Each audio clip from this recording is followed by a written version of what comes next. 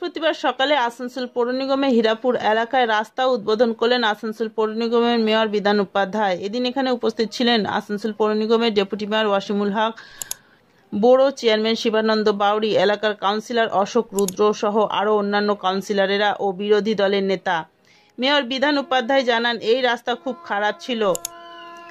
এই রাস্তায় দিয়ে নিত্যদিন অনেক জনগণের যাতায়াত, তারা খুব সমস্যায় ছিলেন। অবশেষে রাস্তা তৈরি করার জন্য ৩৮ লক্ষ টাকা মঞ্জুর হয়েছে। রাস্তায় আজ শিলান্যাস করা হলো, কাল থেকে কাজ শুরু হবে। Green Asansol, clean Asansol. মাননীয় মুখ্যমন্ত্রী মমতা বন্দ্যোপাধ্যায়ের উদ্যোগে যেভাবে উন্নয়ন চলছে 2011 পর থেকে, কিছু কিছু জায়গায় বর্ষা বলুন বা একটু হয়তো কয়েক মাস আগে বলুন, যে রাস্তাটা হয়তো আগে হয়েছে সে রাস্তাটা খারাপ হয়েছে, তো সেগুলোকে রিপেয়ারিং বা নতুন করে বানানো হবে। এই রাস্তাটা একদম খারাপ ছিল।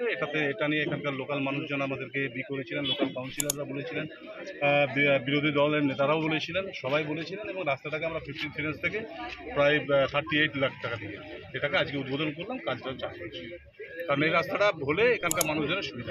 বানপুরে এখনো অনেক রাস্তা, যেমন আজাদনগর, যেগুলো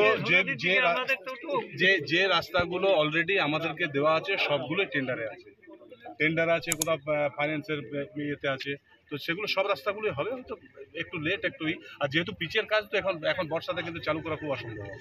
এখন যেটা ঢালাই আছে এটা ঢালাইটা হয়ে যাবে, তার ঢালাইয়ের পর তার পিচের কাজটা চালু হবে। Thank you.